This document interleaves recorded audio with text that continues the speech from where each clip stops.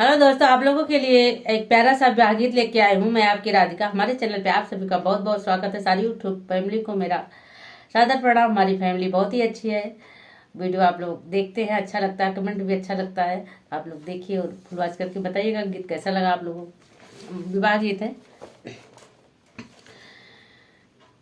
के कराही कोरवा मई सोवतराली, अरे जीजा की खुलली मोरी आँख रे लाला नावा, अरे जीजा की खुलली मोरी आँख रे लाला नावा। सोवाती राली मई के कराई कोरवा, अरे जीजा की खुलली मोरी आँख रे लाला नावा, अरे जीजा की खुलली मोरी आँख रे लाला नावा। के करे दुआरे मैया बाजन बाजई, अरे के करा हीरा चला बिया रे लाला नावा, अरे के करा हीरा चला बिया रे लाला नावा।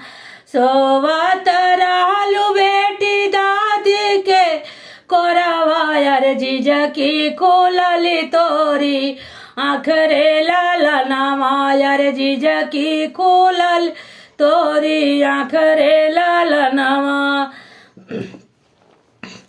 तोहरे दुआरे बेटी बाजन बाजई, अरे तोहरा हीरा चला बिया रे लाला नावा, अरे तोहरा हीरा चला बिया रे लाला नावा।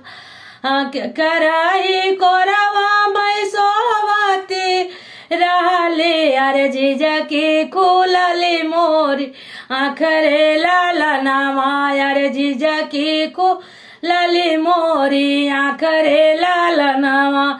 मैया के कोरवा तू सोवती रहलो, अरे जीजा की खुलली तोरी आँख रे लाला नावा, अरे जीजा की खुलली तोरी आँख रे लाला नावा।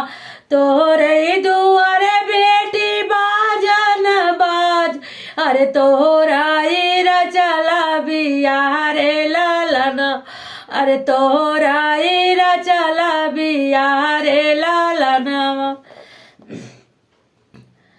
तो ये गीत कैसा लगा आप लोग को? सो प्लीज़ आप लोग कमेंट में ज़रूर बताइएगा।